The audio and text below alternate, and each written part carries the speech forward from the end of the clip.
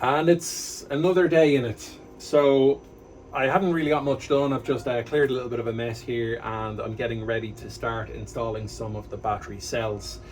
I have liberated the positive and negative 25mm square conductors from what was battery number 2, the surplus 16 kilowatt hour battery, and that, you can't see it, but that was connected to one of the Hessian breakers, which were basically just isolators anyway.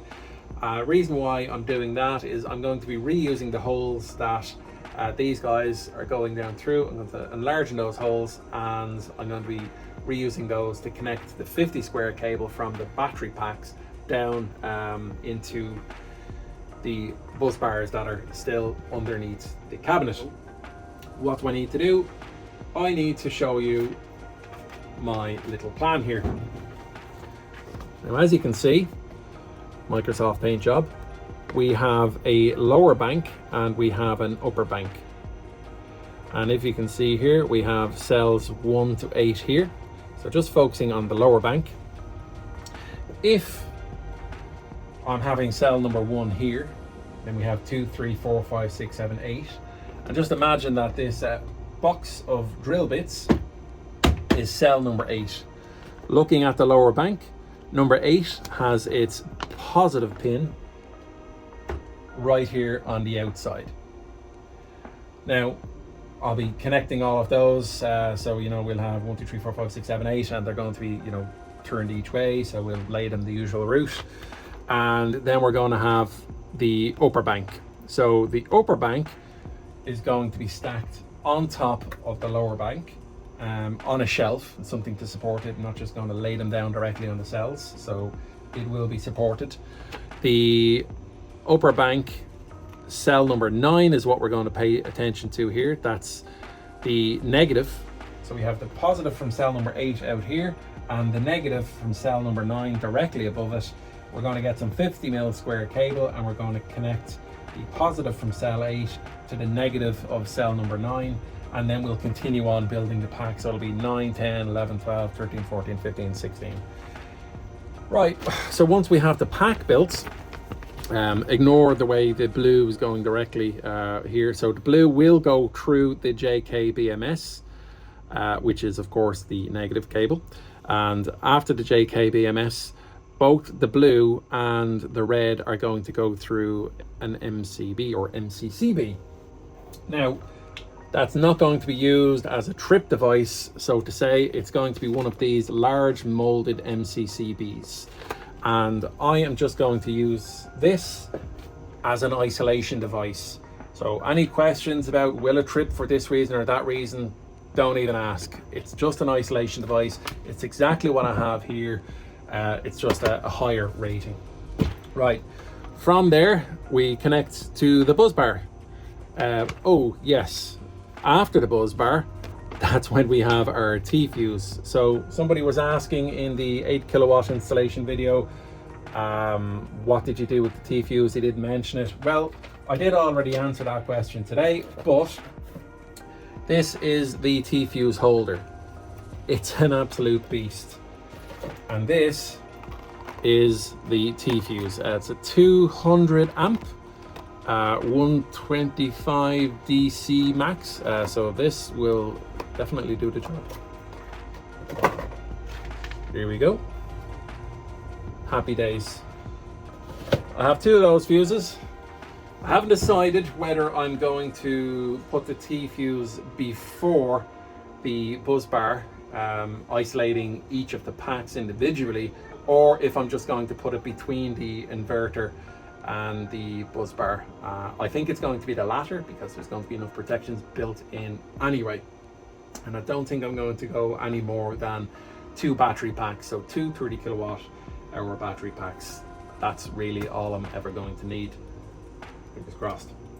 Okay, that's that. So let me start stacking up some of these cells, and hopefully they fit.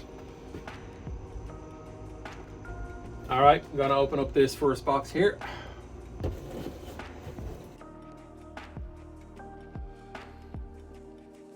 Sure you'll see it as I'm taking it out. Okay, nice big thick buzz bars here and nuts. And just as I was hoping, we have some insulator. Thank you very much, Encon. Right. Okay, lower bank. First one is going to be positive cell facing out. Positive cell, I'm guessing, is the black. So these aren't as easy to tell. There's a little black rim there on the top one there and grey on the bottom one. So black facing out. Oh, you are big. Now, she said, no, okay. So, these guys are heavy. Right. Oh yeah. So, they just stick out just a little bit. And I'm wondering, will I even bother to cut into the insulation?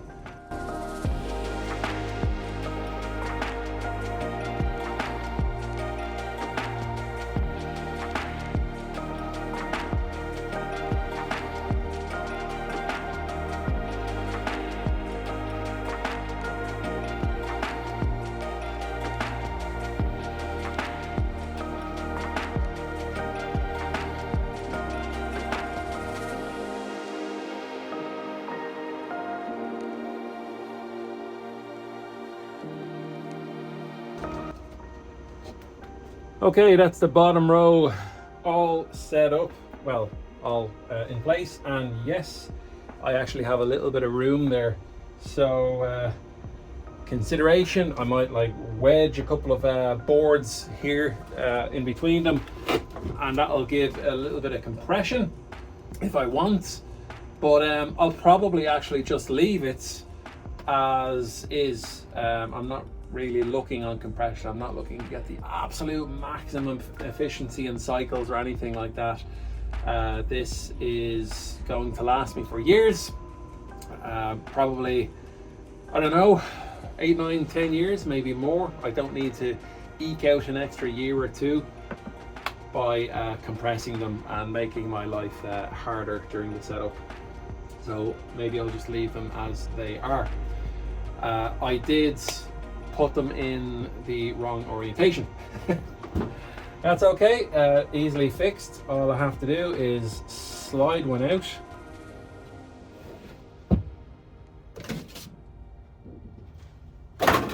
Like so.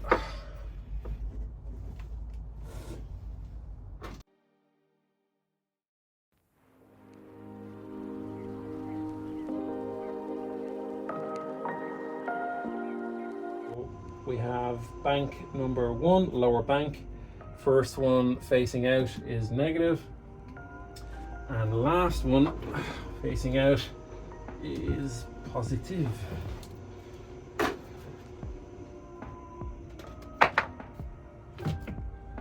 Oh, it's absolutely roasting in here. I think I'm gonna open up the door and let a little air flow through.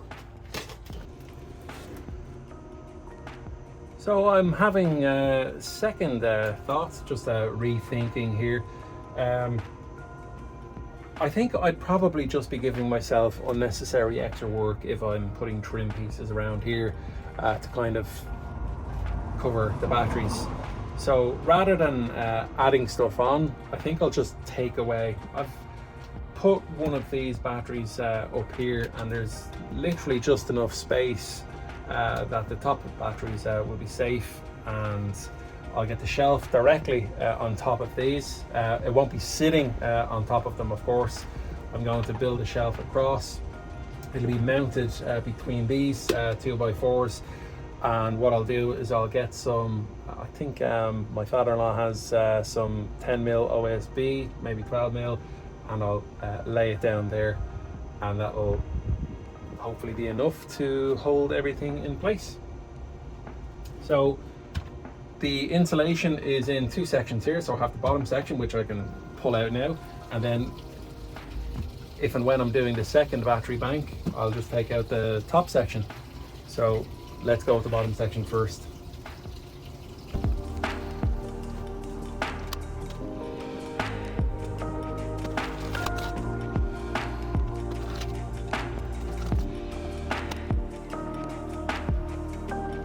And then this should pop out.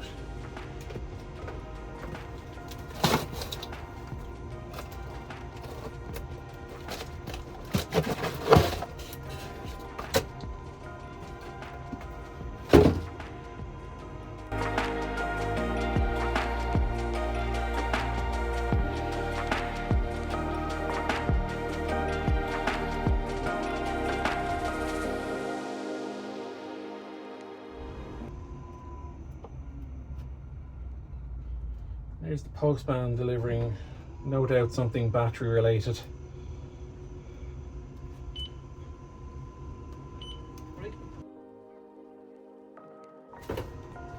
Thank you very much. All right, let's take some readings.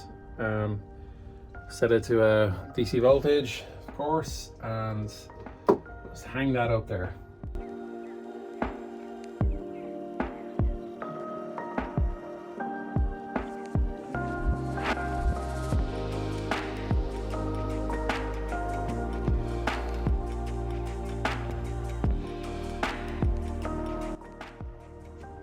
.24. All the cells are good for the lower bank. I expect that they're going to be good for the upper bank now as well. So I'm just going to start throwing on some buzz bars and let's time lapse that.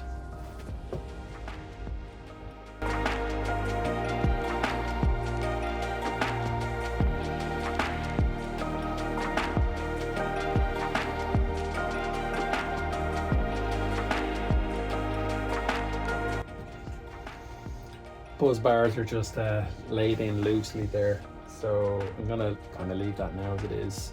All the cells have been checked for similar voltage. Buzz bars are loosely in place, and now I'm going to go about doing some other little jobs, like bringing the old battery to its new home. And there we have it. Balancing cables, relatively neat, and they won't be bouncing around anywhere. So that's the lower stack done.